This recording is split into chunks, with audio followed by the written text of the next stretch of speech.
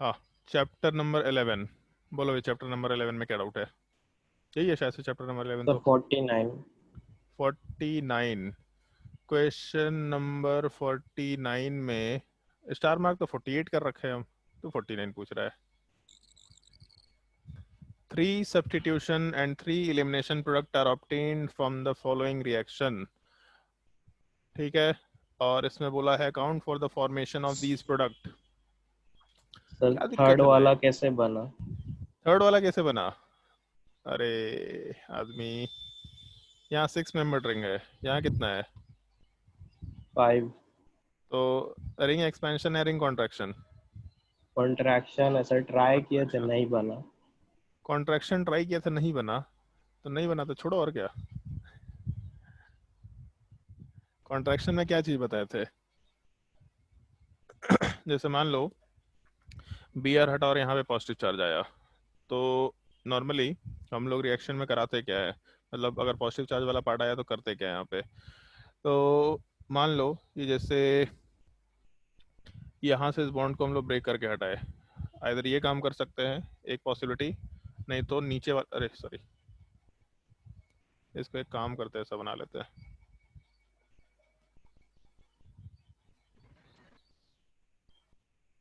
जिस कार्बन के ऊपर पॉजिटिव चार्ज है उस कार्बन से अटैच्ड अपने पास दो बॉन्ड है, ब्लू वाला पार्ट या फिर ग्रीन वाला पार्ट। इन दोनों में से किसी एक बॉन्ड को हटा के देखो, किसी भी एक बॉन्ड को। तो जैसे मान लो कि यहाँ से अगर हम इसको ऐसा हटाते हैं, तो इस केस में हम लोग के पास ये ऑप्शन आएगा, एक 6 मेंबर रिंग वाले पार्ट में पॉजिटिव चार्ज यहाँ पे आएगा, और उसके अलावा हम लोग का जो बॉन्ड है वो इस तरीके से एग्जिस्ट कर रहा है। तो हम लोगों का जो बॉन्ड यहाँ से ब्रेक, यार लेकिन, अच्छा ठीक है ठीक है, चलो हम इसको अलग एग्जांपल में दिखा देते हैं। 1 मिनट रुक जाओ, यहाँ पे एक्सप्लेन करना मुश्किल होगा।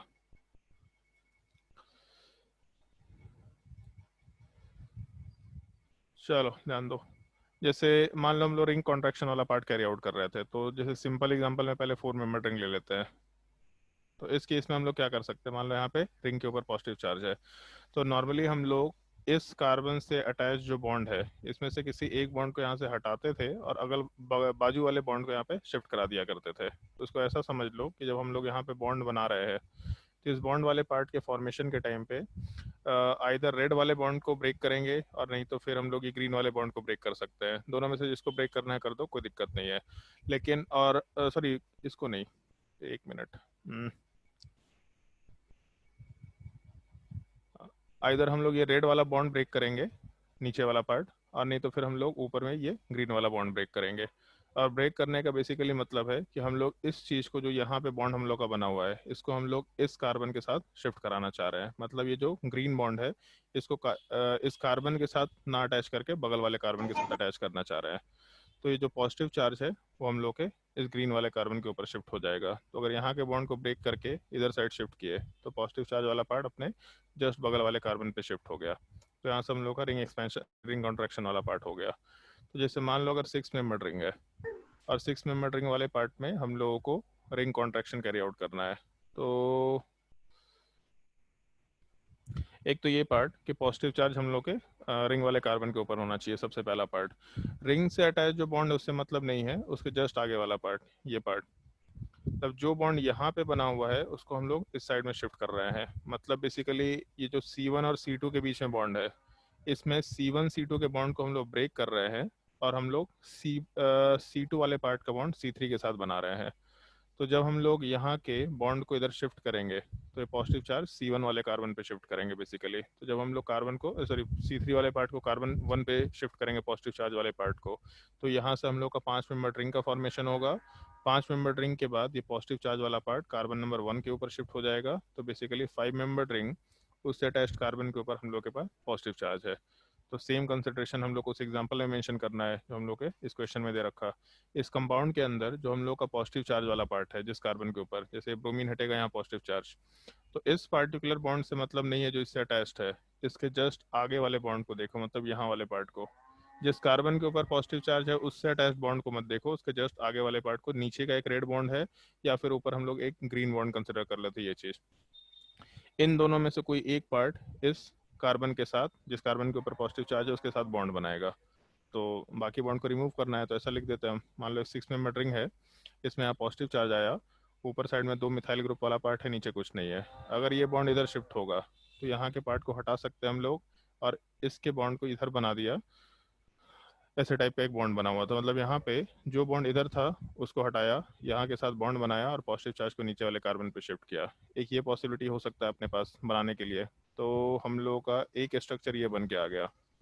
और दूसरी पॉसिबिलिटी है, जो 6 मेंबर रिंग था, उस 6 मेंबर रिंग वाले पार्ट में हम लोग जिस कार्बन के ऊपर पॉजिटिव चार्ज डाले हुए हैं उसको तो वैसे ही छोड़ दिया, इसके जस्ट बगल वाला कार्बन, ये बॉन्ड रेड से इसको डिनोट कर देते हैं, ये बॉन्ड, इस बॉन्ड को हम लोग इस कार्बन के साथ अटैच कराना चाह रहे हैं। तो यहाँ के बॉन्ड को ब्रेक करेंगे, पॉजिटिव चार्ज इस कार्बन के ऊपर अटैच करेंगे और यहाँ के बॉन्ड को नीचे शिफ्ट करेंगे। तो इसको हटाया, इसको यहाँ पे शिफ्ट किया, यहाँ वाले पार्ट के बॉन्ड को हम लोग ब्रेक करके हटा, सॉरी हाँ ये चीज़, यहाँ जो पॉजिटिव चार्ज वाला पार्ट था इसको बगल वाले कार्बन के ऊपर शिफ्ट किए, तो यहाँ से पॉजिटिव चार्ज इस कंपाउंड के ऊपर आया। इसको थोड़ा रीअरेंज कर देते हैं।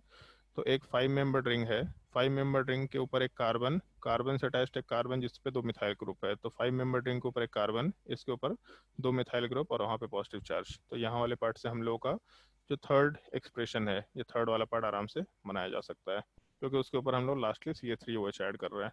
ऑल्दो ये माइनर प्रोडक्ट बनेगा क्योंकि 6 मेंबर रिंग वाला पार्ट 5 मेंबर रिंग में कन्वर्ट नहीं हो सकता है, क्योंकि स्टेबिलिटी वाला पार्ट काफ़ी कम हो जाता है। तो इसलिए ये प्रोडक्ट जो बन भी रहा है काफ़ी माइन्यूट अमाउंट में बनेगा, बस क्योंकि यहाँ पे जो कार्बोकटायन इसमें हाइपर कंजुगेशन बहुत हाई हो जा रहा है, तो इसलिए बना दे रहे हैं। थोड़ा थोड़ा स्टेबिलिटी इसका एक्स्ट्रा है, बट अदरवाइज बहुत ही अच्छा प्रोडक्ट नहीं बनेगा यहाँ पे। और कोई डाउट इसमें? नीचे वाला पार्ट तो अब बन जाएगा मेरे हिसाब से, जैसे पॉजिटिव चार्ज बना तो हम लोग एलिमिनेशन के लिए आराम से यहाँ पे डबल बॉन्ड बना सकते हैं, तो इसमें तो कोई दिक्कत नहीं होना चाहिए। और किसी पार्ट में डाउट?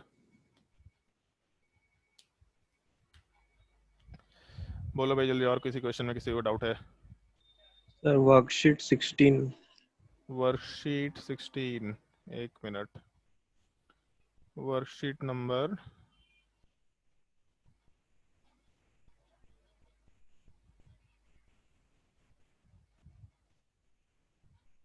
हाँ बोलो, worksheet 16 8 number. Question number 8। Question number 8 में C8H16 दे रखा है, और सबसे पहले तो ये बताओ कि इसमें डिग्री ऑफ अनसैचुरेशन क्या है? 1। 1। तो डिग्री ऑफ अनसैचुरेशन अगर 1 है और हाइड्रोजनेशन कराने का तो आइसो ऑक्टेन बन रहा है, मतलब अल्कीन बन रहा है। तो इसका मतलब हम लोगों का अल्कीन वाला पार्ट होगा, ऐसा बोल सकते हैं। आइसो ऑक्टेन का स्ट्रक्चर मालूम है यस सर। क्या होता है?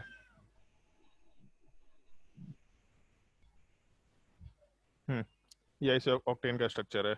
हम लोग का 5 मेंबर्ड कार्बन चेन होगा, और 5 मेंबर्ड कार्बन चेन में एक कार्बन के ऊपर मिथाइल ग्रुप है और उसके अलावा एक और कार्बन के ऊपर हम लोग का 2 मिथाइल ग्रुप है। इसको हम लोग आइसो ऑक्टेन बोलते हैं। तो अगर आइसो ऑक्टेन बनाना है तो कैसे बना सकते थे? तो बेसिकली डबल बॉन्ड के सारे पोजीशंस की बात कर रहे हैं हम लोग। तो डबल बॉन्ड इस कार्बन से तो अटैच नहीं हो सकता, इसको हम ग्रीन कलर से मार्क कर दे रहे हैं। इस ग्रीन वाले कार्बन से तो डबल बॉन्ड अटैच नहीं हो सकता, क्योंकि ऑलरेडी 4 बॉन्ड बना रखा है, तो डबल बॉन्ड किसी भी साइड नहीं हो सकता। बचा अपने पास पोजीशन, एक ये डबल बॉन्ड बन सकता है और ये दोनों कार्बन सेम है, तो इन दोनों में से किसी एक जगह पे डबल बॉन्ड हो सकता है। मतलब बेसिकली 2 अल्कीन पॉसिबल है, जिससे हम लोग ये आइसो ऑक्टेन ऑक्टेन का स्ट्रक्चर हाइड्रोजनेशन करने के बाद आराम से बना सकते हैं। और कोई डाउट? सर 12 में। Question number 12, methyl cyclohexane. Methyl cyclohexane का मतलब हो गया कि 6 मेंबर रिंग, उसके ऊपर एक पार्ट दे रखा C7H14। जब C7H14 का हम लोग डिग्री ऑफ अनसैचुरेशन निकालेंगे, C7H14 का डिग्री ऑफ अनसैचुरेशन तो 1 आ रहा है। अगर डिग्री ऑफ अनसैचुरेशन 1 आ रहा है तो इसी में कवर हो गया, यही स्ट्रक्चर होगा, हाइड्रोजनेशन नहीं हो सकता यहाँ पे। मतलब इस सर आंसर पर्टिकुलर 4 दिया हुआ है। आंसर 4 है। C7H14 CnH2n अल्कीन का जनरल फॉर्मूला है, डिग्री ऑफ अनसैचुरेशन 1 होगा। आंसर 4 दिया हुआ है। एक मिनट, एक डबल बॉन्ड, दूसरा डबल बॉन्ड, तीसरा डबल बॉन्ड, सॉरी तीसरा डबल बॉन्ड और चौथा डबल बॉन्ड। ये 4 डबल बॉन्ड पॉसिबल है, लेकिन इन 4 के लिए यहाँ पे फॉर्मूला 14 नहीं होना चाहिए, 12 होना चाहिए, C7H12। तो इसमें कुछ एरर होगा, इसका हम करेक्शन देख लेंगे, बट अदरवाइज इसका आंसर 1 कर सकते हैं। एक काम कर लेंगे, इसका हम मॉलिक्यूलर फार्मूला ही चेंज करवा लेंगे, C7H12, तो अपना काम हो जाएगा। C7H14 CnH2n अल्कीन का जनरल फार्मूला हो गया, इसको तो फॉलो नहीं करें। हाँ ठीक है, आंसर में करेक्शन होगा यहाँ पे। अभी के लिए आंसर इसका 1 होगा, क्योंकि यही एक स्ट्रक्चर है जिसका हाइड्रोजनेशन हो ही नहीं रहा, डायरेक्टली उसको हम लोग आंसर में यूज कर रहे हैं। और कोई डाउट?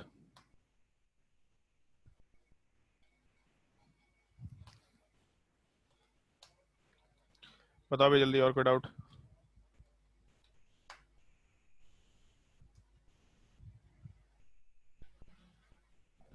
डीपीपी बनाया था तुम लोग? डीपीपी में तो अच्छा अच्छा क्वेश्चन था भाई। उसमें एक क्वेश्चन जो पूछी थी डाउट में स्नेहा, वो क्वेश्चन तो बहुत भारी था। यही सवाल नहीं, ये सवाल तो खैर आसान सा था। ये क्वेश्चन बन गया, क्वेश्चन नंबर 2। मोहन, डाउट है कि बन गया? बन गया। ओके, बाकी लोग? आदर्श, अभिनव?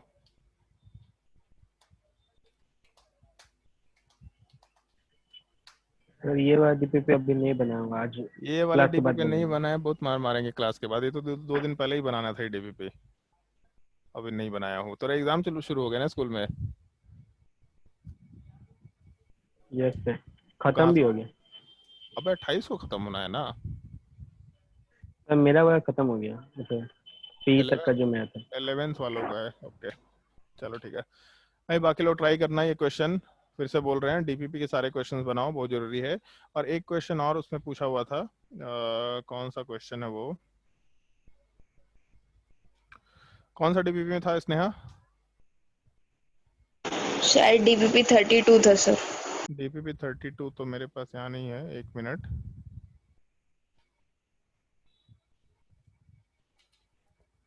क्योंकि क्वेश्चन एक्चुअल में अच्छा है, बट 10th क्लास में जो स्ट्रीफिकेशन रिएक्शन सुना है उससे काम हो जाएगा। तो 1 मिनट डिस्कशन कर लेते हैं उस चीज़ का।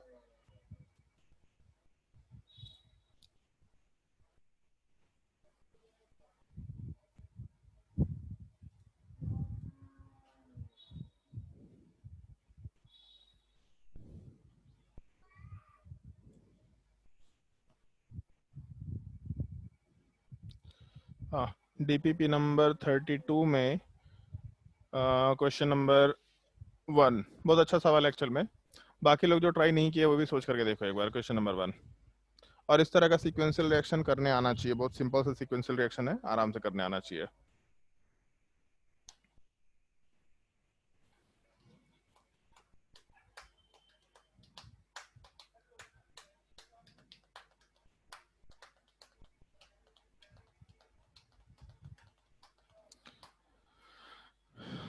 हाइड्रोलिसिस, हाइड्रोलिसिस अभी केमिकल काइनेटिक्स में भी सुना होगा तुम लोग, बचपन में भी हाइड्रोलिसिस सुन रखा है।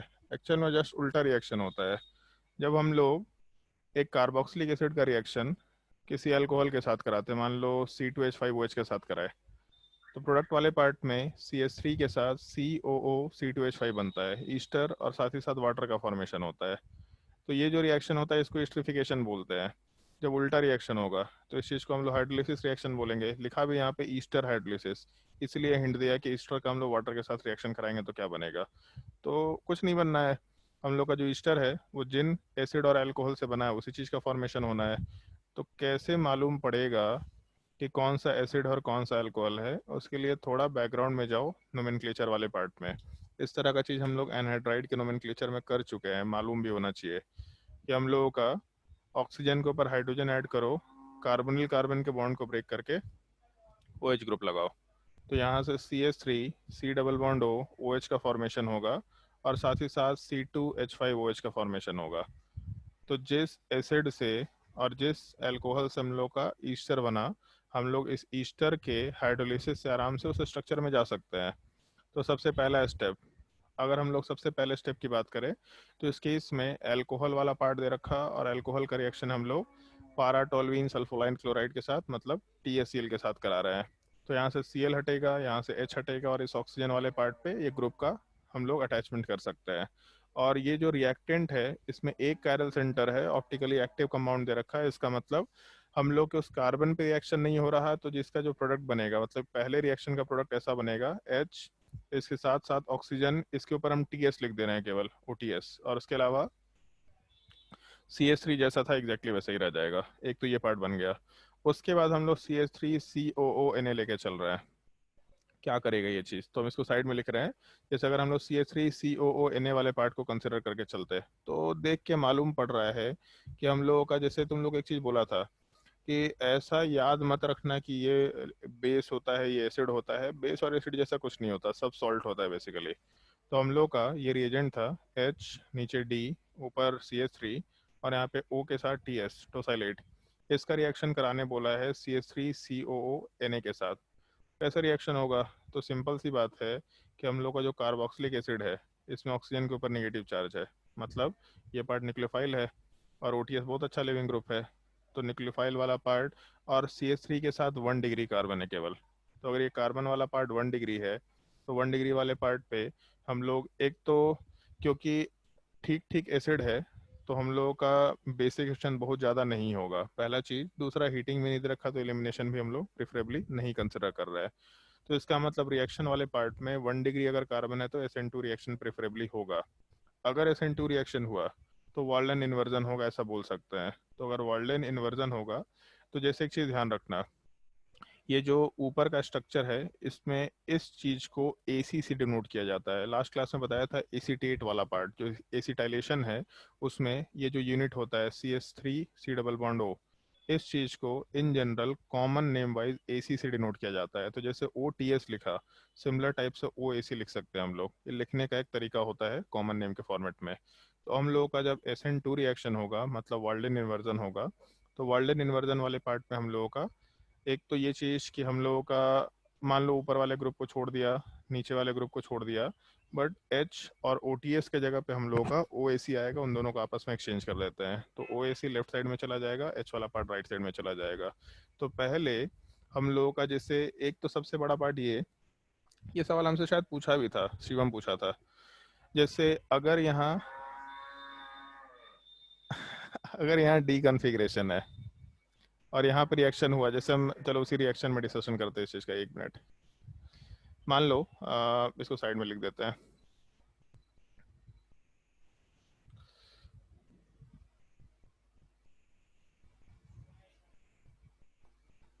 चलो ध्यान दो, मान लो अगर हम लोग यहाँ रिएक्शन कराए और रिएक्शन करने के बाद हम लोग का जो प्रोडक्ट बना, वो प्रोडक्ट वाले पार्ट में हम लोग CH3 को ऊपर छोड़ दिए, नीचे वाले पार्ट को D रखे, और OAC वाले पार्ट को हम लोग लेफ्ट साइड में डाल दिए, H वाले पार्ट को राइट साइड में डाल दिए। अगर ये रिएक्टेंट वाला पार्ट स्मॉल d है मतलब डेक्स्ट्रो रोटरी है, तो ये राइट वाला पार्ट क्या होना चाहिए? सौम्या बताने का कष्ट करेंगे। Yes sir. अगर ये रिएक्टेंट वाला पार्ट डेक्स्ट्रो रोटरी है तो ये प्रोडक्ट वाला पार्ट क्या होगा?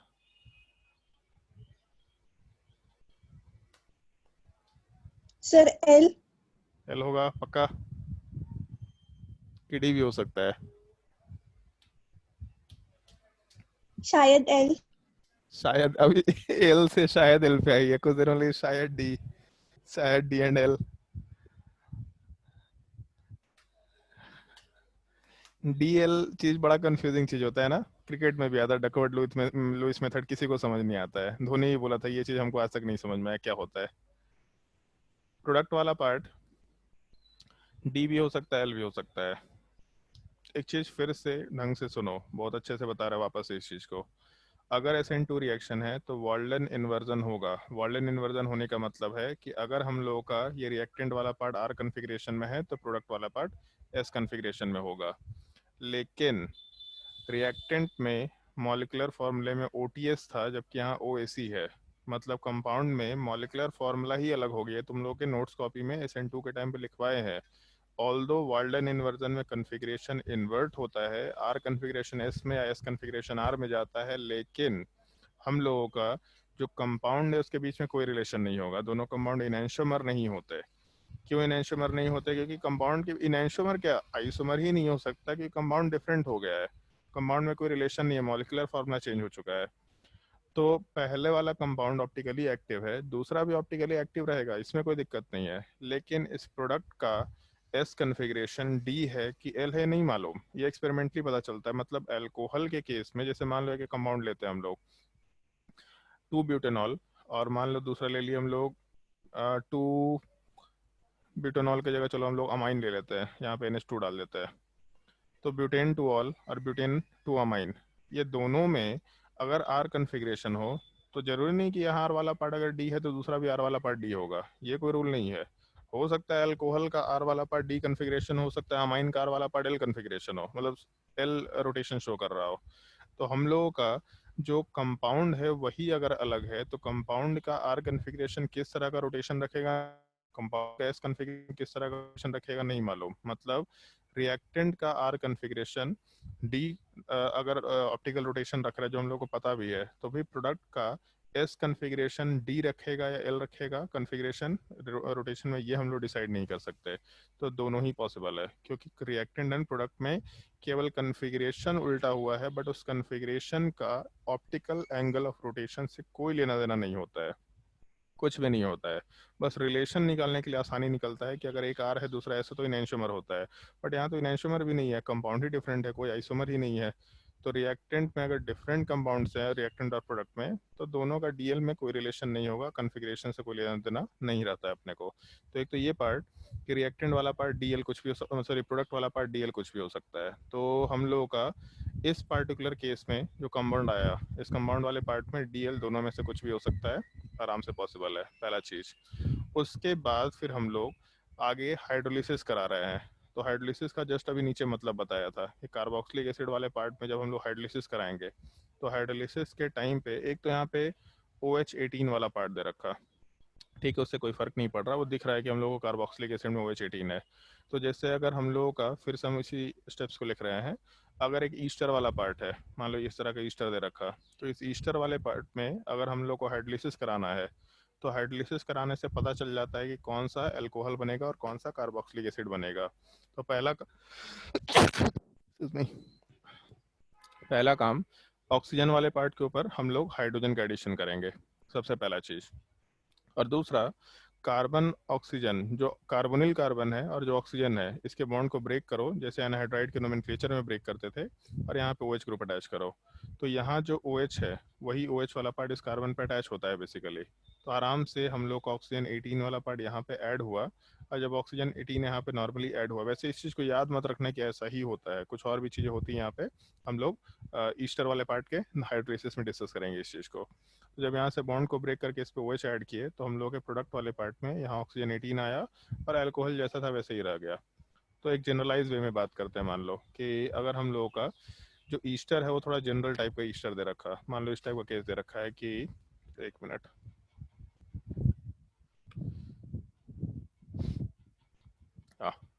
मान लो हम लोग का एक ईस्टर वाला ग्रुप ऐसा दे रखा, R के साथ C डबल बॉन्ड O और O के साथ R डैश, और इसका हम लोग हाइड्रोलिसिस करा रहे हैं। हाइड्रोलिसिस हम लोग H3O प्लस में भी करा सकते हैं या बेसिक मीडियम में भी करा सकते हैं, कोई दिक्कत नहीं है, बेसिकली वाटर का एडिशन करना है।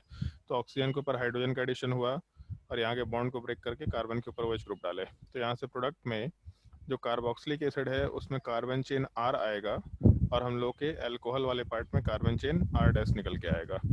तो हम लोग इसी हाइड्रोलिसिस वाले पार्ट को अगले स्टेप में कैरी आउट करना चाह रहे हैं। यहाँ पे जैसा रिएक्शन में दे रखा कि हम लोग का रिएक्शन हुआ SN2 यहाँ पे, और SN2 रिएक्शन वाले पार्ट के बाद फिर हम लोग हाइड्रोलिसिस कराए। हाइड्रोलिसिस कराने के बाद एसिडिफिकेशन कराए। एसिडिफिकेशन क्यों कराए उसका लॉजिक हम बता देते हैं।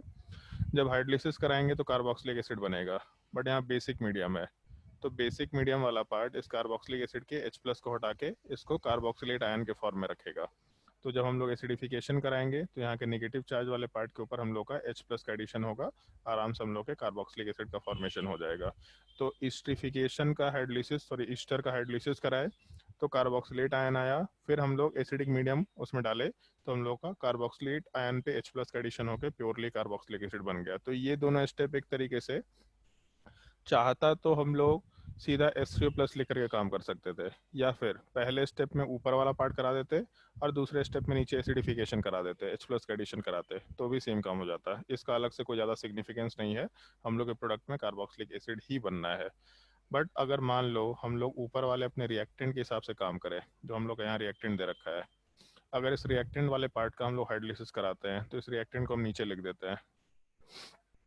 रिएक्टेंट हम लोग को कुछ इस टाइप का दे रखा, ऊपर CH3 है, नीचे यहाँ H है, ड्यूटेरियम है, और यहाँ वाले पार्ट में OAC, AC का मतलब हो गया C double bond O CH3। इसका हाइड्रोलिसिस करना है, तो हाइड्रोलिसिस के टाइम में सब ऑक्सीजन के ऊपर हाइड्रोजन ऐड किया, पहला चीज़। दूसरा, ऑक्सीजन और कार्बोनिल कार्बन के बॉन्ड को ब्रेक किया और यहाँ वाले पार्ट पे ऑक्सीजन का एडिशन कराया। अब वो OH माइनस मीडियम में 18 है तो 18 करो, नहीं है तो सीधा रखो, कोई दिक्कत नहीं उससे, बट ये अपना स्ट्रक्चर बन जाएगा। तो जब ये बॉन्ड ब्रेक होगा तो यहाँ से हम लोगों को 2 पार्ट का फॉर्मेशन मिल जाना है, ऐसा बोल सकते हैं। तो ये अल्कोहल मिल गया और ये कार्बोक्सिलिक एसिड मिल गया, तो इसको हम अलग से लिख देते हैं। यहाँ वाले बॉन्ड को ब्रेक किया तो CH3 के साथ एक तो कार्बोक्सिलिक एसिड मिल गया, पहला चीज़। उसके अलावा हम लोगों का जो अल्कोहल वाला पार्ट था वो जैसा था एग्जैक्टली वैसा ही, तो यहाँ H हो गया, उसके अलावा ऊपर CH3 हो गया, नीचे ड्यूटेरियम हो गया, और जो OH वाला पार्ट है इसको ऐसा लिख दिया। तो सवाल ये पूछा है कि हम लोगों का D कंपाउंड बनेगा, L कंपाउंड बनेगा। तो एक चीज़ देखो, जो सबसे स्टार्टिंग मटेरियल था हम इसकी बात करते हैं। सबसे स्टार्टिंग मटेरियल वाले पार्ट में हम लोग का CH3 ऊपर था, D नीचे था, H लेफ्ट साइड में, और OH वाला पार्ट राइट साइड में दे रखा है। अगर हम लोग इस प्रोडक्ट से इस चीज़ को रिलेट करें तो हम लोग का रिएक्टेंट ऐसा था, CH3 ऊपर, नीचे वाले पार्ट में D, OH राइट साइड में और लेफ्ट साइड में H। इन दोनों कंपाउंड में क्या रिलेशन है? तो दोनों एक दूसरे का एनेंटियोमर दिख रहा है, ऐसा हम लोग आराम से बोलते हुए काम कर सकते हैं। तो पहला पार्ट और लास्ट वाला पार्ट हम लोग का एनेंटियोमर है। इसमें कार्बन के ऊपर केवल एक जगह रिएक्शन हुआ था, जब हम लोग पहले टोसाइलेट के साथ रिएक्शन कराए, फिर उसके अंदर टोसाइलेशन कराए, फिर टोसाइलेट का फॉर्मेशन कराने के बाद हम लोग SN2 रिएक्शन कराए। कार्बन के ऊपर केवल एक ही जगह रिएक्शन हुआ, बाकी सारा रिएक्शन हम लोग का ऑक्सीजन के ऊपर हुआ। तो पहले स्टेप में ऑक्सीजन के ऊपर रिएक्शन हुआ, कन्फिग्रेशन कार्बन का चेंज नहीं होगा। दूसरे स्टेप में कार्बन पर रिएक्शन हुआ, कार्बन का कन्फिग्रेशन चेंज होगा। तीसरे स्टेप में फिर से ऑक्सीजन के ऊपर रिएक्शन हुआ, कार्बन जैसा था वैसे का वैसे ही रहेगा। इसका मतलब केवल एक बार कन्फिग्रेशन का चेंज है। तो R कन्फिग्रेशन अगर था तो S बनेगा, अगर S था तो R बनेगा, और रिएक्टेंट प्रोडक्ट सेम हो चुका है मॉलिक्यूलर फॉर्मूला वाइज, तो उसके हिसाब से हम लोग बाकी DL नोमेनक्लेचर वाले पार्ट को आराम से फॉलो कर सकते हैं। अगर रिएक्टेंट D है तो प्रोडक्ट वाला पार्ट L होगा। तो इस कंपाउंड में द प्रोडक्ट P वाला पार्ट पूछा है तो OH वाला पार्ट हम लोग का लेफ्ट साइड, मतलब ऑप्शन ए आंसर निकल के आ सकता है।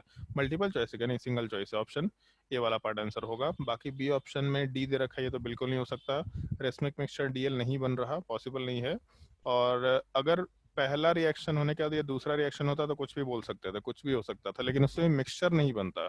आइदर डी होता या एल होता, बट दोनों बन सकता था, तो कुछ भी हो सकता था, लेकिन बनता कोई एक ही, क्योंकि कन्फिग्रेशन फिक्स था कि आर के जगह एस ही बन रहा है। तो एक ही कन्फिग्रेशन है, मतलब आइदर वो डी होता या वो एल होता, पॉसिबिलिटी दोनों में से कुछ भी हो सकता था, लेकिन मिक्सचर नहीं बनता वहाँ पे भी। तो हम लोग का आंसर आराम से, खैर इसमें और भी फर्दर स्टेप ऐड किया, आंसर वाला पार्ट आराम से ए के बराबर कंसिडर कर सकते हैं। काफ़ी अच्छा सवाल है, मतलब अभी जितना हम लोग पढ़े हैं ऑर्गेनिक केमिस्ट्री वाला पार्ट, उसके कंसिडरेशंस के हिसाब से काफ़ी अच्छा लेवल का सवाल है, करने आना चाहिए इस तरह का सवाल। और कोई डाउट था इसमें किसी को कहीं पे भी? ये सवाल तो कोई शायद पहले ही पूछ चुका था, अंशु पूछा था शायद से। एक चीज़ जरूर ट्राई करना, एक छोटा सा सजेशन देंगे, असर्सन रीजन वाले पार्ट को जरूर ट्राई करना। असर्सन रीजन से तुम्हारा स्पेसिफिकली फिजिक्स में कंसेप्ट काफ़ी क्लियर होता है। बहुत सारी चीज़ें हम लोग सोचते हैं उससे, वो नॉर्मल कन्वेंशन से पता चलता है कि अच्छा हम लोग यहाँ पे गलती कर रहे थे। असर्सन रीजन में जितना टाइम लगाओ आंसर देख के कि यार ये ऐसा क्यों हो गया, ये ऐसा क्यों हो रहा है, इसमें क्या दिक्कत आ रहा है, इस चीज़ को, थियोरेटिकल सवाल है मालूम है, एकदम थियोरेटिकल है, तो थियोरेटिकल सवाल में जितना टाइम इन्वेस्ट करेंगे तुम्हारा कंसेप्ट उतना ज़्यादा क्लियर होगा। जहाँ जहाँ गलती कर रहे थे वो सब चीज़ें उतनी ज़्यादा क्लियर होते चले जाएंगे। असर्सन रीजन को जरूर सॉल्व किया करो। बाकी अगर किसी को कोई डाउट है तो आराम से पूछ सकता है, अगर डाउट नहीं तो हम लोग नेक्स्ट वाले टॉपिक पे मूव करते हैं। बोलो भाई जल्दी, अगर कोई डाउट है तो किसी को।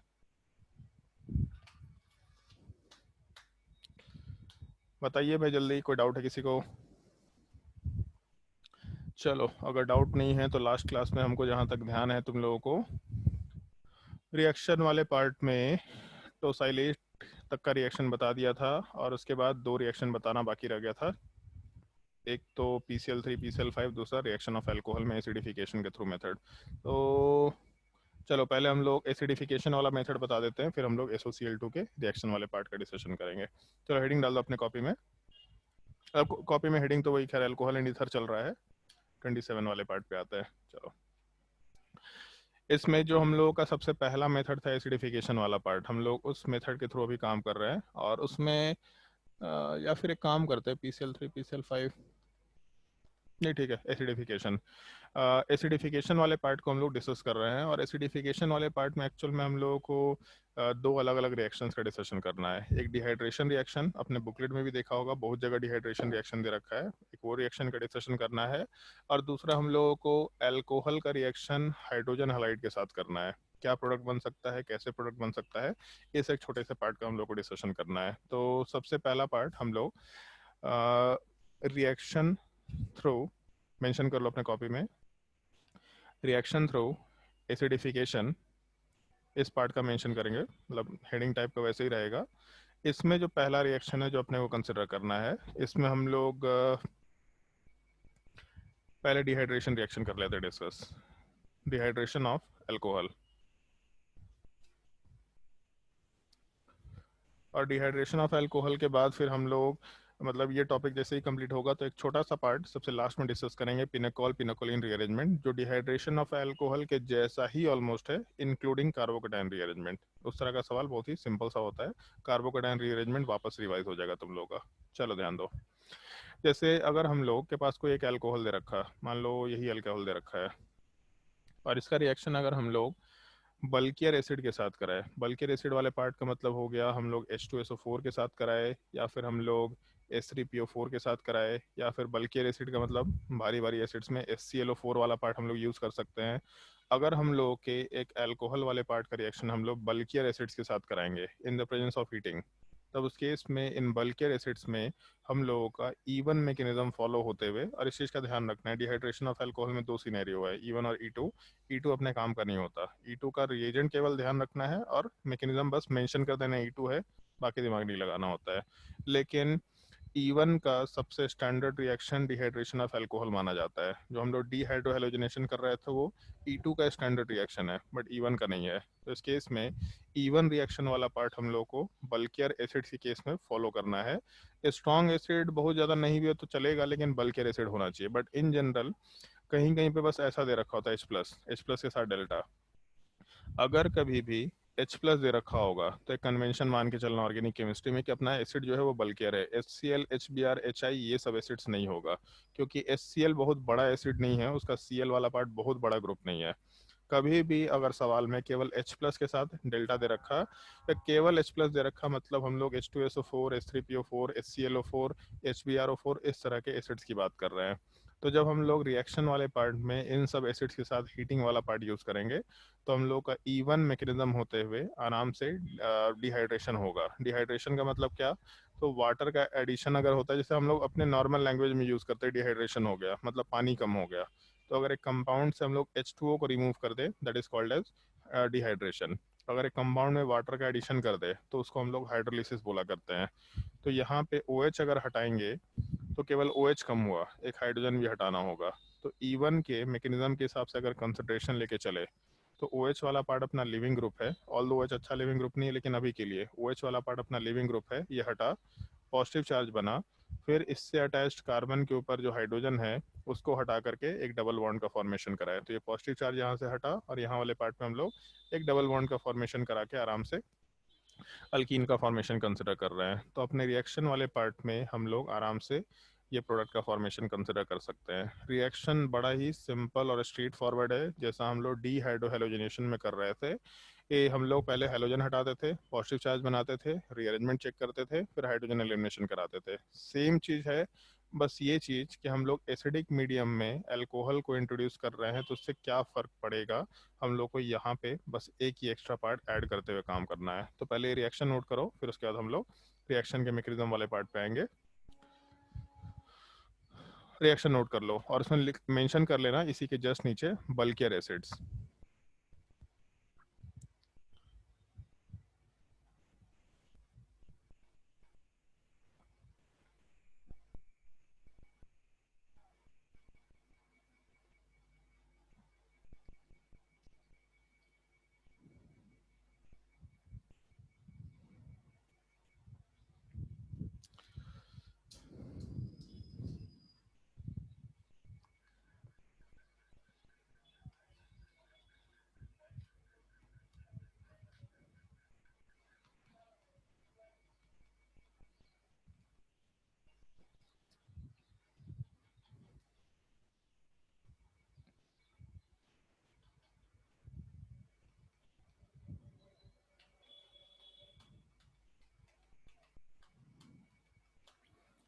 इसको नोट करने के बाद एक और छोटा सा पार्ट हम लोग को रिएक्शन में नोट करना है, और जहाँ पे E2 एलिमिनेशन वाला पार्ट फॉलो करते हैं तो इसको स्टार मार्क कर लेना, क्योंकि ये एक जो पार्ट है ये कभी भी नहीं आएगा तुम्हारे सामने। मतलब नॉर्मली इसको रिएजेंट में यूज़ नहीं किया जाता है, इसका मैकेनिज्म भी कहीं मेंशन नहीं किया जाता है, इसीलिए ये पार्ट क्योंकि तुम्हारे सामने आएगा ही नहीं कभी, तो ध्यान में नहीं रहता है, कभी नहीं आता है।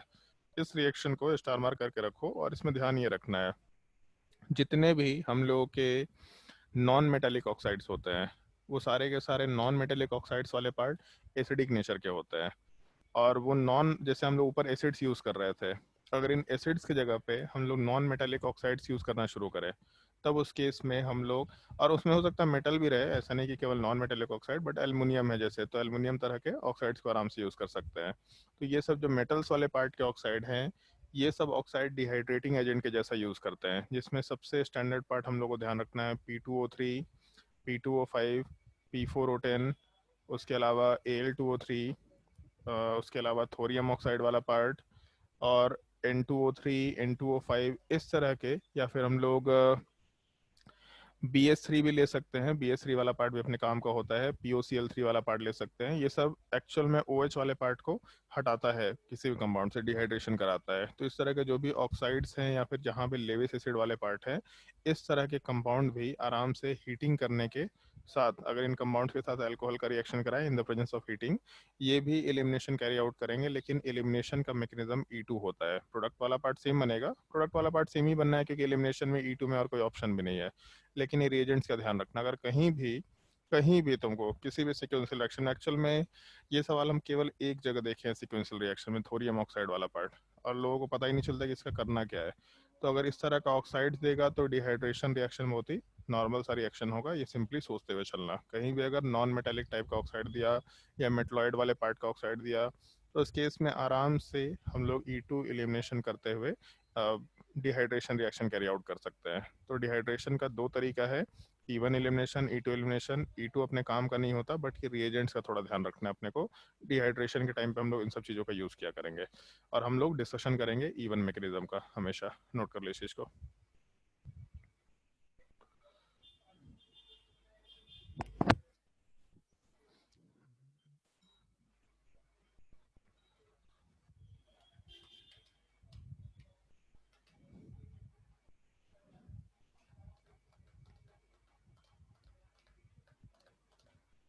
चलो ध्यान दो, E1 मैकेनिज्म की अगर हम लोग बात करते हैं तो सबसे पहला पार्ट जो लास्ट क्लास में मेंशन भी किया था, जैसे मान लो अगर ये अल्कोहल वाला पार्ट है, इसका रिएक्शन अगर हम लोग किसी भी बल्कियर एसिड के साथ कराते हैं, तो जैसे मान लो H2SO4 के साथ अगर रिएक्शन कराए, तो H2SO4 का मतलब है बेसिकली एक OH है और SO3H वाला पार्ट, ऐसे OH को थोड़ा सेपरेट करके रख दिया, तो बल्कियर एसिड अपना H+ आराम से लूज करने की टेंडेंसी में होगा, और H+ जब लूज करने की टेंडेंसी में होगा तो ऑक्सीजन के लोन पे पेयर पे हम लोग इस H+ को आराम से ऐड कर सकते हैं।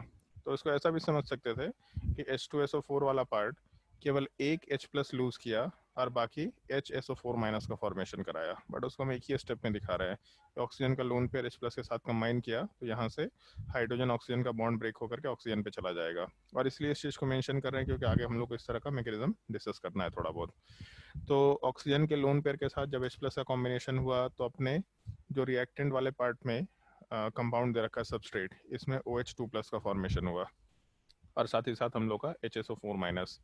अभी तो HSO4- किसी काम का नहीं है, लेकिन ये जो OH2+ वाला पार्ट है, लास्ट क्लास में बताया था कि अगर अल्कोहल को हम लोग एज अ लिविंग ग्रुप के जैसा कंसिडर करते हैं तो OH- लिविंग ग्रुप आता है, बट अगर उसमें एसिडिफिकेशन कराते हैं तो H2O लिविंग ग्रुप होता है, और H2O वाला पार्ट एक ठीक ठीक लिविंग ग्रुप है। तो यहाँ से आराम से ये H2O रिमूव होगा, और जैसे ही H2O रिमूव होगा तो हम लोग के पास कार्बोकैटायन का फॉर्मेशन होगा, साथ ही साथ H2 वाले पार्ट को सेपरेट करके लिख देते हैं। ये सबसे पहला स्टेप हुआ, और इसके बाद जब कार्बोकैटायन बन गया तो क्योंकि हम लोग हीटिंग दे रखे हैं, तो हीटिंग वाले पार्ट में हम लोग का जो HSO4- वाला पार्ट है, ये HSO4- वाला पार्ट आराम से एक वीक बेस के जैसा बिहेव कर रहा है। बल्कियर बेस भी है, मतलब अच्छा न्यूक्लियोफाइल नहीं होगा, इसलिए हम लोग ये कंपाउंड लेकर के चल रहे हैं। ठीक है, बल्कियर बेस है इसलिए अच्छा न्यूक्लियोफाइल नहीं बन सकता, पहला चीज। अगर HCl HBr HI लेते हैं तो जो Cl-Br-I- है, ये काफ़ी अच्छा न्यूक्लियोफाइल के जैसा बिहेव करता है एक पोलर प्रोटिक सॉल्वेंट में। तो हम लोग इसीलिए डिहाइड्रेशन कराने के लिए कभी भी छोटा एसिड लेकर के नहीं चलेंगे, HCl HBr HI लेकर के नहीं चलेंगे। पॉइंट अभी नीचे लिखवाने वाले भी, ये पॉइंट ध्यान रखना होगा अपने को। तो रिएक्शन में HSO4 माइनस बल्कियर बेस है, मतलब अच्छा न्यूक्लियोफाइल नहीं होगा, और वीक बेस भी है। तो आराम से हम लोग का एलिमिनेशन में हाइड्रोजन एलिमिनेशन करी आउट करेगा इस स्टेप में। सिंपल सा स्टेप ही हम लोग पहले देख चुके हैं। नेगेटिव चार्ज वाला पार्ट H को यहाँ से रिमूव करेगा, ये बॉन्ड वाला पार्ट इधर शिफ्ट होगा, मतलब आराम से प्रोडक्ट वाले पार्ट में अल्कीन का फॉर्मेशन निकल के आ जाने वाला है। तो सबसे पहला स्टेप उसमें H प्लस का एडिशन हुआ, तो OH2 प्लस का फॉर्मेशन हुआ। OH2 प्लस जब हटेगा तो H2O के फॉर्म में न्यूक्लियोफाइल लिविंग ग्रुप हटेगा। फिर लास्ट स्टेप में हम लोग हाइड्रोजन एलिमिनेशन कर रहे हैं। इन 3 स्टेप में जैसे अगर हम लोग RDS की बात करें तो सबसे पहला स्टेप में acid base reaction H plus का रिमूवल या एडिशन वाला पार्ट है। अगर ये एसिड बेस रिएक्शन है तो ठीक है, ज़्यादा कोई दिक्कत नहीं है। एसिड बेस रिएक्शन हमेशा फास्ट रिएक्शन होता है। दूसरे स्टेप में एक कंपाउंड अपने बॉन्ड को या सिग्मा बॉन्ड को ब्रेक करके एक अनस्टेबल कंपाउंड में कन्वर्ट हो रहा है, और लास्ट स्टेप में हम लोग का वो अनस्टेबल कंपाउंड वापस से थोड़ा स्टेबल कंपाउंड में कन्वर्ट हो रहा है, भले ही हाइड्रोजन एलिमिनेशन के बेसिस पे हो, लेकिन न्यूट्रल कंपाउंड में कन्वर्ट हो रहा है। तो हाइड्रोजन एलिमिनेशन वैसे भी रेट डिटरमाइनिंग स्टेप का पार्ट नहीं था। रेट डिटरमाइनिंग स्टेप में एक सिग्मा बॉन्ड ब्रेक हो रहा, लेस स्टेबल कार्बोकेटायन बन रहा। सेकंड स्टेप अभी भी रेट डिटरमाइनिंग स्टेप है, बस एक एक्स्ट्रा स्टेप यहाँ पे ऐड हो गया है। तो अगर कभी भी इस तरह के सवाल में एनर्जी कोऑर्डिनेट डायग्राम बनाने बोलेगा तो हम लोग सीधा 2 स्टेप में काम नहीं करेंगे। पहले एसिडिफिकेशन हुआ या ऑक्सोनियम आयन का फॉर्मेशन हुआ। अगर हम लोग के अल्कोहल वाले पार्ट में ऑक्सीजन के ऊपर पॉजिटिव चार्ज होता है तो in general oxonium ion word use करते हैं हम लोग। पहले ऑक्सोनियम आयन का फॉर्मेशन हुआ जो कार्बोकेटायन से। एक और सवाल पूछ रहे हैं, तुम ही लोगों से सवाल पूछ रहे हैं, इन दोनों में ज़्यादा स्टेबल कौन होगा, कार्बोकेटायन या ऑक्सोनियम आयन? सोच के जवाब दो। दोनों में ज़्यादा स्टेबल कौन सा होगा, कार्बोकेटायन या ऑक्सोनियम आयन? यशी,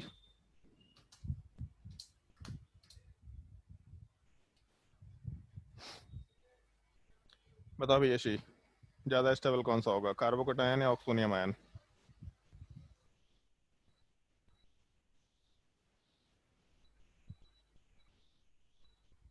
कार्बोकेटायन। क्यों?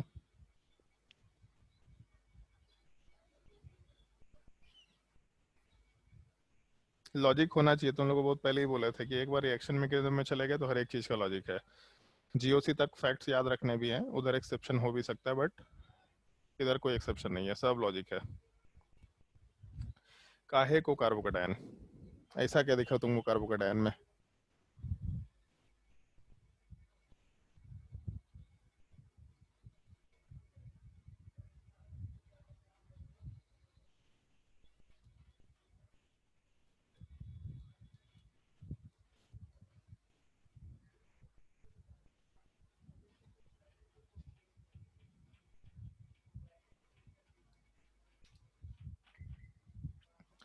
शिवम,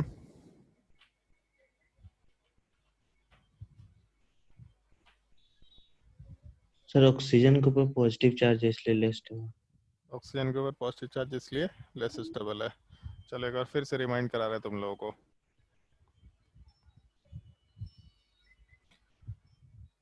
यहाँ वाले पार्ट में ऑक्सीजन ज़्यादा इलेक्ट्रोनेगेटिव है, उसके ऊपर पॉजिटिव चार्ज लेस स्टेबल होना चाहिए, लेकिन सबसे पहले हम लोग ऑक्टेट देखते हैं। ऑक्टेट वाला पार्ट कंप्लीट है, ये रेजोनेटिंग स्ट्रक्चर के स्टेबिलिटी में आता है। इधर ऑक्टेट कंप्लीट है, पहले वाले केस में ऑक्टेट इनकम्प्लीट है। तो अगर ऑक्टेट कंप्लीट है मतलब ज़्यादा स्टेबल होगा, ये वाला पार्ट लेस स्टेबल निकल के आएगा। ठीक है, ध्यान रखना थोड़ा इस चीज़ का। तो जब हम लोग एनर्जी कोऑर्डिनेट डायग्राम बनाएंगे तो एनर्जी कोऑर्डिनेट डायग्राम वाले पार्ट में हम लोगों का कार्बोकेटायन से ज़्यादा स्टेबल हम लोग का ऑक्सोनियम आयन आराम से निकल के आएगा, लेकिन पहला न्यूट्रल कंपाउंड है, दूसरे वाले केस में हम लोग का पॉजिटिव चार्ज आ गया, तो पहले के रिस्पेक्ट में दूसरा वाला पार्ट हाइयर एनर्जी पे होगा, ऐसा आराम से बोलते हुए काम कर सकते हैं। ठीक है, तो इस एक मैकेनिज्म का थोड़ा ध्यान रखना। और कुछ रिलेटेड पॉइंट्स है, जैसे अगर हम लोग इवन एलिमिनेशन के फैक्टर्स की बात करते थे तो उसमें ये चीज़ बोल रहे थे कार्बोकेटायन जितना ज़्यादा स्टेबल होगा उतना ज़्यादा रेट ऑफ रिएक्शन होगा, वो यहाँ पे वैलिड है। तो ऐसा हो सकता है एक सवाल हो, अभी हम सवाल करवाएंगे भी, compare the rate of dehydration reaction. तो जो इवन एलिमिनेशन का कंपेयर फैक्टर्स अफेक्टिंग वाला जो रेट था, मतलब ये factors affecting rate of reaction, exactly same चीज़ों को यहाँ पे अप्लाई करते हुए हम लोग चलेंगे। तो वहाँ पे लिविंग ग्रुप से तो कोई मतलब है नहीं, क्योंकि हर जगह डिहाइड्रेशन ऑफ अल्कोहल में अल्कोहल ही देगा। उसके अलावा सबस्ट्रेट से मतलब होगा नहीं, कार्बोकेटायन के स्टेबिलिटी से मतलब रहेगा।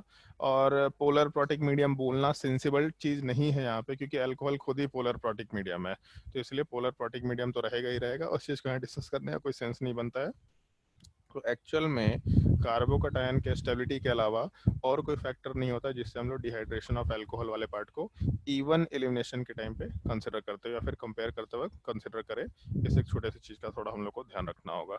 नोट कर लो पहले इस चीज़ को, रिएक्शन मैकेनिज्म को, फिर क्वेश्चन वाले पार्ट पे आते हैं कुछ पॉइंट्स को लिखाने के बाद। कोई डाउट होगा मैकेनिज्म में तो आराम से पूछ सकते हैं, किसी पॉइंट में अगर डाउट होगा तो आराम से पूछ सकते हैं।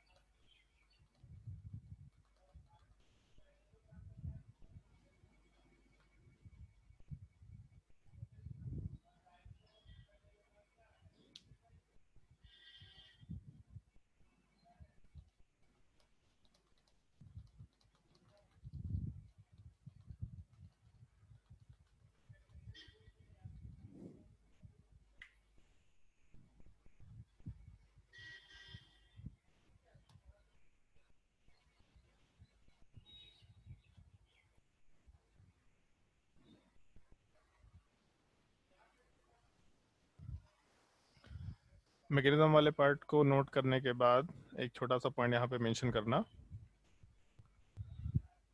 इस फैक्ट को नोट कर लो स्टेबिलिटी वाले पार्ट को, ताकि ध्यान रहे ये चीज़।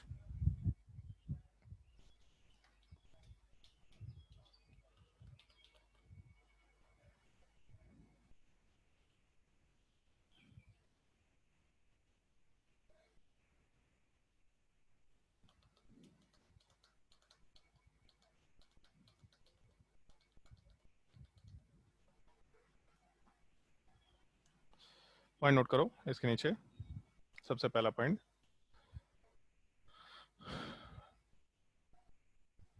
Smaller acids such as HCl, HBr, HI cannot be used for this reaction, या for dehydration कर लो, for dehydration of alcohol,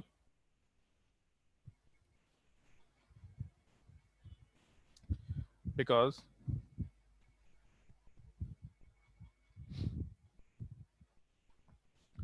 Cl minus, Br minus, I minus are good nucleophiles and can carry out SN1 reaction।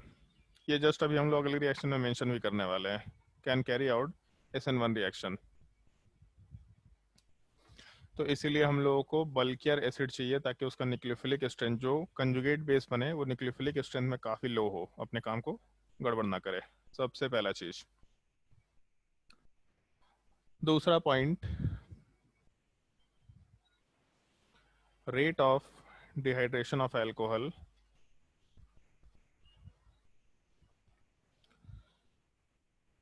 rate of dehydration of alcohol depends on the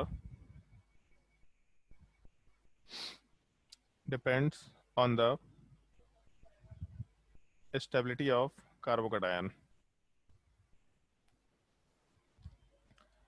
stability of the carbocation।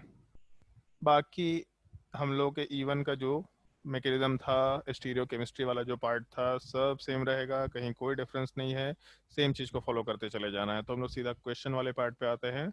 Compare the rate of dehydration compare the rate of dehydration.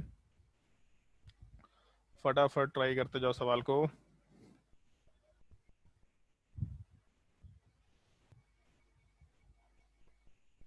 Sir थोड़ा ऊपर scroll कर दीजिए।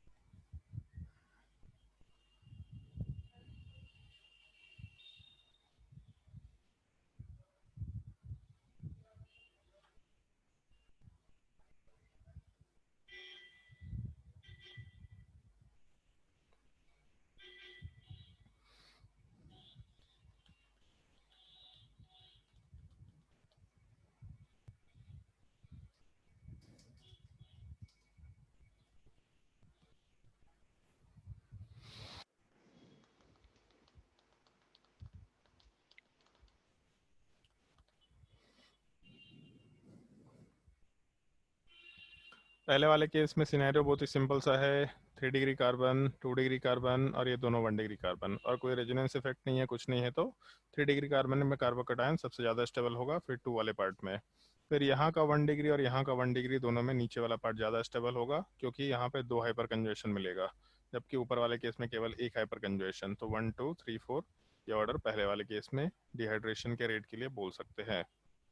Question number 2 वाले part में same चीज, carbocation जब बनेगा तो कार्बोकैटायन पे कोई रेजोनेंस मेसोमेरिक इफेक्ट नहीं है। इसका मतलब आराम से पहले वाले केस में ज़्यादा हाइपर कंजुएशन, 3 डिग्री वाले पार्ट में ज़्यादा स्टेबिलिटी, फिर उसके बाद 2 डिग्री वाले पार्ट में फिर 1 डिग्री वाले पार्ट को कंपेयर कर सकते हैं। और क्योंकि हम लोग E1 के रेट को कंपेयर कर चुके ऑलरेडी, तो इसीलिए बहुत ज़्यादा कोई डिफरेंस यहाँ पे नहीं आने वाला है। एग्जैक्टली सेम टाइप के कंसिडरेशन यहाँ पे आएंगे।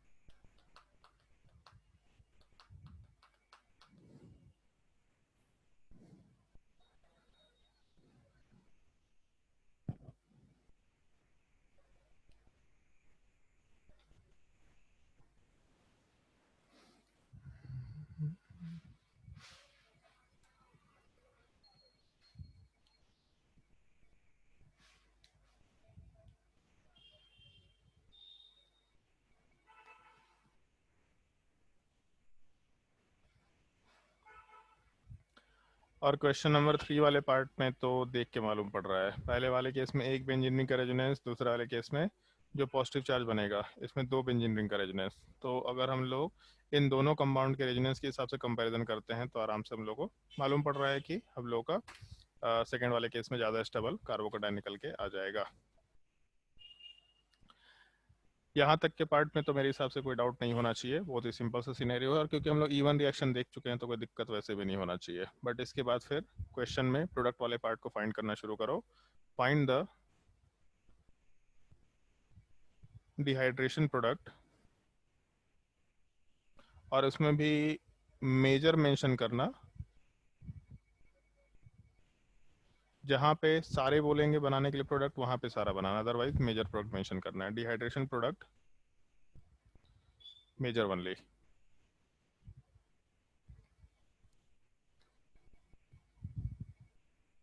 और जहाँ स्टीरियो केमिस्ट्री बोलेंगे वहाँ स्टीरियो केमिस्ट्री बताना है।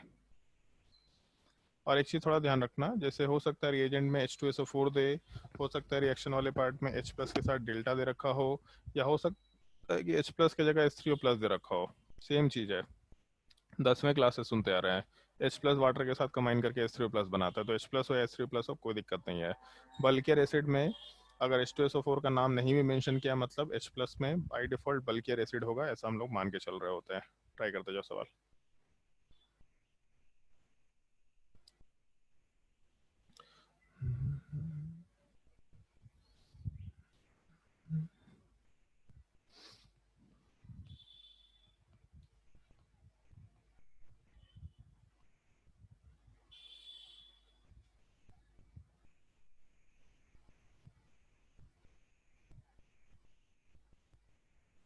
पहले क्वेश्चन नोट कर लो, फिर उसके बाद क्वेश्चन ट्राई करते जाना।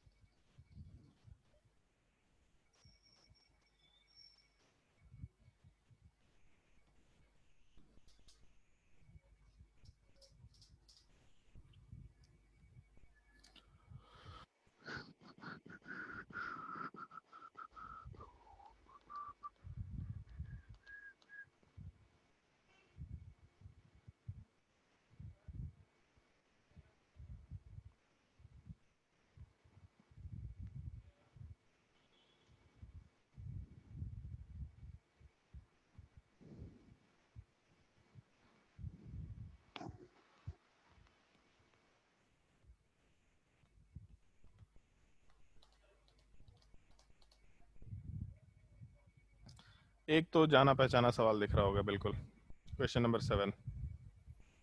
ये तो अब तक याद हो गया होगा, इसका आंसर ही मालूम पड़ गया होगा कि क्या इसमें रीअरेंजमेंट के बाद कंपाउंड बनता है।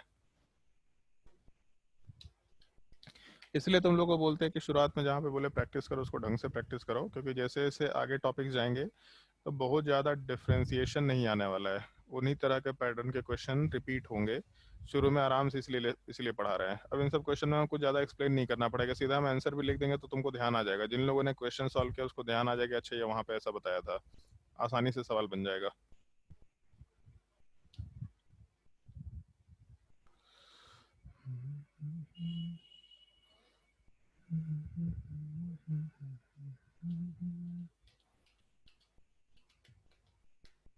चलो ठीक है, 8 क्वेश्चंस करो, बाकी तो लास्ट में मिसलेनियस क्वेश्चन कराएंगे हम लोग। कितना टाइम बच गया, थोड़ा जल्दी ट्राई करना क्वेश्चन। इसके बाद रिएक्शन विद HCl HBr वाला पार्ट हम लोग डिस्कस करेंगे, और नेक्स्ट क्लास में SOCl2 के साथ रिएक्शन, PCl3 PCl5 के साथ रिएक्शन, उसके बाद अपने कॉपी से तुम लोगों को SN1 SN2 E1 E2 सारे के सारे पार्ट को पढ़ के आना है। मिसलिनियस क्वेश्चन चलेगा, इंट्रामोलिकुलर रिएक्शन, उसके अलावा हम लोग कुछ डिफिकल्ट टाइप के क्वेश्चन, कुछ कॉमन टाइप के क्वेश्चन का सिनेरियो अगर लेके चलते हैं तब उस केस में क्या होगा, उस तरह के बहुत सारे क्वेश्चंस का सिनेरियो डिस्कस करेंगे। जितना हो सकता है डिफिकल्ट क्वेश्चन, स्टीरियो आइसोमेरिज्म, जो कुछ भी क्वेश्चन हम कराते आए हैं हमेशा से, वो सब क्वेश्चन एक एक करके डिस्कस करेंगे। बट तुमको एक बार, आज के लिए हम कुछ होमवर्क भी नहीं देंगे, पूरा का पूरा कॉपी तुमको रीड करके आना है। SN1 SN2 E1 E2 सारा कुछ रीड करके आना है। बहुत मजा आएगा नेक्स्ट क्लास में क्वेश्चन करने में। बहुत भारी भारी सवाल होंगे, बहुत मजेदार सवाल होंगे, बहुत मजा आएगा सवाल में।